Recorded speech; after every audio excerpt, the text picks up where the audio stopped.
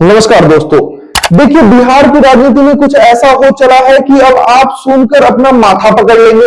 अब आप पूछ रहे होंगे कि ऐसा क्या होगा। जी हाँ, आपको पता होगा कि नीतीश कुमार प्रगति यात्रा पर निकल पड़े हैं। प्रगति यात्रा के 2 चरण समाप्त भी कर लिए हैं। अब तीसरे चरण के लिए वो खरमास के बाद 16 जनवरी को निकलेगा, लेकिन उससे जस्ट पहले 15 जनवरी को एनडीए कार्यकर्ता सम्मेलन शुरू होने जा रहा है और उसमें भी तमाम पार्टी के लोग रहेंगे। तो आखिर क्या जरूरत आ पड़ा कि भाई ये प्रूफ करने का कि एनडीए एकजुट है।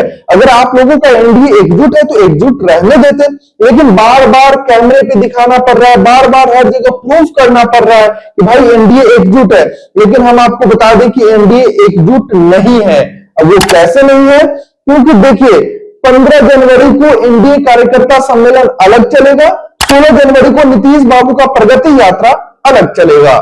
इतने दिनों से खबर चल रहे थे कि नीतीश कुमार अपनी सरकार बचा ले, नीतीश कुमार अपनी कुर्सी बचा ले, लेकिन हम आपको बता दें कुर्सी बचाने से पहले नीतीश कुमार को अब अपनी पार्टी बचाने की जरूरत आ पड़ी है। अब आप सोच रहे होंगे कि पार्टी में क्या दिक्कत आ पहुंचा है, तो वो भी हम आपको बताएंगे। देखिए, नीतीश कुमार की जो पार्टी है जेडीयू, वो किसी एक के हाथ में नहीं रह गया, ना वो नीतीश कुमार के हाथ में रह गया, ना उनके किसी प्रदेश अध्यक्ष के हाथ में रह गया, ना उनके किसी राष्ट्रीय अध्यक्ष के हाथ में रह गया, क्योंकि नीतीश कुमार का बात तो उनके पार्टी के नेता ही नहीं मान रहे हैं। और अगर नीतीश कुमार बीजेपी से अलग होने का सोचते भी हैं तो उनके साथ मुश्किल से 10 विधायक जाएंगे, क्योंकि ज्यादातर विधायक उनके बड़े बड़े नेताओं के गुट में है। अब उन नेताओं के गुट कौन कौन से हैं? एक ललन सिंह गुट है, एक संजय झा गुट है, एक मनीष वर्मा गुट है और चौथा नीतीश कुमार का गुट है। जेडीयू 4 पार्ट में बंट चुकी है। नीतीश कुमार की जो पार्टी है जेडीयू, वो 4 पार्ट में बंट चुकी है। भारतीय जनता पार्टी ने ऐसा कैसे कर दिया, भारतीय जनता पार्टी ने ये सब कैसे संभव किया, वो भी हम आपको बताएंगे। देखिए, आप ललन सिंह को जानते होंगे, केंद्र में मंत्री हैं। जिस प्रकार पिछली बार बीजेपी ने आरसीपी सिंह को तोड़ा, उसी प्रकार बीजेपी ने इस बार ललन सिंह को फिर से अपने पाले में ले लिया है कि अगर नीतीश बाबू इधर उधर करते हैं तो बिहार की गद्दी पर या तो मुख्यमंत्री या तो उप मुख्यमंत्री का लालच देकर ललन सिंह से जेडीयू तुड़वाया जाएगा। अब ललन सिंह के बारे में मैं इतना खुलकर क्यों बोल रहा हूं? क्योंकि आपको याद होगा वक्फ बोर्ड संशोधन में जो मामला चल रहा था, उस दौरान नीतीश कुमार वक्फ बोर्ड संशोधन के खिलाफ थे और कई बयान उसके खिलाफ भी दिए। लेकिन ललन सिंह जेडीयू के वो नेता है जो पहले नीतीश कुमार के करीबी माने जाते थे, लेकिन अब वो बीजेपी के करीबी माने जाते हैं, क्योंकि केंद्र में मंत्री है। उनका काम तमाम बीजेपी के नेताओं से होते रहता है, मिलना जुलना बीजेपी के नेताओं से होते रहता है, प्रधानमंत्री से मिलना जुलना लगा रहता है। तो जाहिर सी बात है कि उनका घुलना मिलना अब नीतीश कुमार से ज्यादा मोदी जी से होने लगा है। अब ललन सिंह वक्फ बोर्ड संशोधन के पक्ष में अपना भाषण दिए थे, अपना संबोधन दिए थे। इससे भी नीतीश कुमार को अब खतरा महसूस हो रहा है कि कहीं अगर हम इधर उधर करते हैं तो ललन सिंह जैसे बड़े नेता इनके पार्टी से छिटक न जाए। अब बात सिर्फ ललन सिंह के छिटकने से ही नहीं होगी, क्योंकि ललन सिंह अगर छिटकते हैं तो वो अकेले नहीं छिटकेंगे। उनके पास 10-15 विधायकों का एक जत्था है, 10-15 विधायकों का एक ग्रुप है। अगर ललन सिंह कहीं भी जाएंगे तो वो जो 10-15 ग्रुप है वो ललन सिंह के साथ रहेंगे। अब बात करते हैं संजय झा की। वही संजय झा जो राष्ट्रीय कार्यकारिणी अध्यक्ष है जेडीयू के। अब उनके बारे में क्या अफवाह चल रही है? वो अफवाह नहीं, वो सत्य है। और सत्य यह है कि संजय झा भी नीतीश कुमार के पाले में अब नहीं रह गए। वो भी भारतीय जनता पार्टी के तमाम नेताओं के संपर्क में है, और वो भी संपर्क ऐसा वैसा नहीं। जी हाँ, 1 नेशन 1 इलेक्शन की बात कर ले, नीतीश कुमार 1 नेशन 1 इलेक्शन के पक्ष में नहीं थे, लेकिन संजय झा ऐसे वो शख्स है जो जेडीयू में रहते हुए नीतीश कुमार के खिलाफ भारतीय जनता पार्टी के पक्ष में बयान दिया कि नहीं भाई, 1 नेशन 1 इलेक्शन सही है।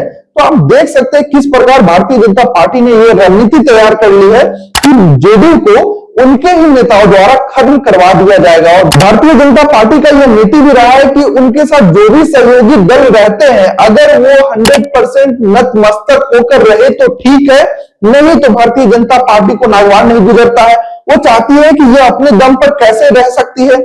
इसीलिए भारतीय जनता पार्टी चाहती है कि उनके जो भी सहयोगी है वो भारतीय जनता पार्टी पर डिपेंडेंट रहे। लेकिन नीतीश बाबू ठहरे बहुत ही जिद्दी, वो किसी की बात नहीं मानते हैं।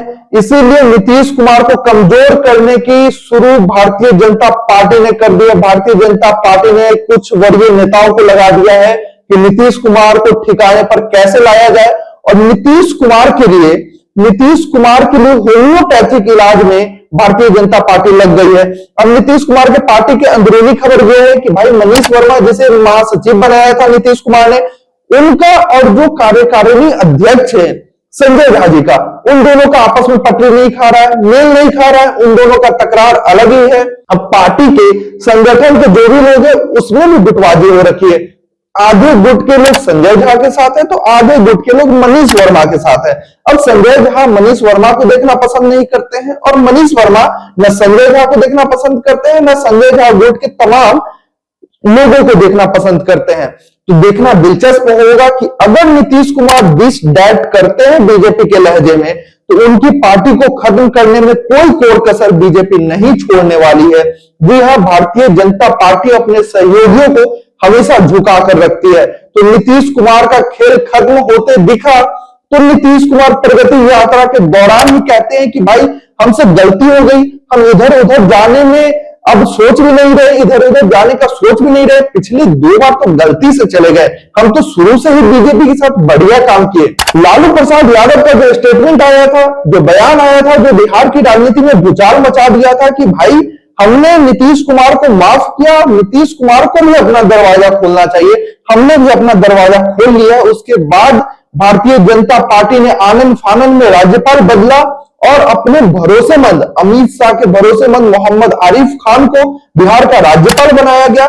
उसके बाद नीतीश कुमार को लगा कि अब मेरा दाल नहीं गलेगा, तो उनको आनंद फानंद में बयान देना पड़ गया कि भाई हम जो भी है बीजेपी के साथ है, बीजेपी के साथ करेंगे, जो भी करना होगा, हमने बहुत बढ़िया काम किया। बीच में आरजेडी के साथ जाकर भटक गए हैं, लेकिन वो साफ दिख रहा था, वो ऊपरी मन से कह रहे थे, उनको खतरा महसूस हो रहा है, उनको ये महसूस हो चुका है कि मेरी पार्टी में मेरा ही सुनने वाला कोई नहीं है।